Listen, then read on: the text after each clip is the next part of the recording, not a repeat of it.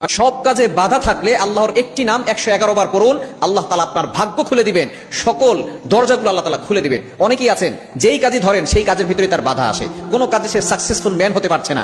যদি আল্লাহর গুণবাচক একটি নাম পড়ে সে যদি দোয়া করতে পারে, আল্লাহ পাক রব্বুল আলামিন তার ওই কাজে সফলতা দান করবেন এবং তার ভাগ্যটাকে পরিবর্তন করে দিবেন। আপনি ফজরের নামাজের পরে এমনটা করবেন। ফজরের নামাজের পরে আপনি প্রথমে 3 বার দুরূদ শরীফ পড়বেন, এরপরে আপনি আপনার ডান হাতকে বাম হাতের উপরে রাখবেন, রেখে আল্লাহর গুণবাচক নাম ইয়া ফাত্তাহু 111 বার পড়বেন।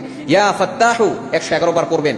আল্লাহ তাআলা আপনার সকল যেই দরজাগুলো বন্ধ আছে যেই কাজের, সেই দরজাগুলো আল্লাহ তাআলা খুলে দিবেন। আল্লাহ পাক রব্বুল আলামিন প্রত্যেকটা কাজে আপনাকে বিজয় দান করবেন, উত্তম ফয়সালা করে দিবেন। অনেকেরই আছে বিয়ে হচ্ছে না, কঠিন বিপদে পড়ে আছে, কেউ হয়তো ব্ল্যাক ম্যাজিক করে, জাদুটোনা করে, কুফরি কালাম করে বিয়ে বন্ধ করে রেখেছে। আপনি ফজরের নামাজের পরে আপনি অবশ্যই নামাজ পড়বেন, আল্লাহর প্রতি ইয়াকিন রেখে আল্লাহর এই গুণবাচক নামটা পড়বেন।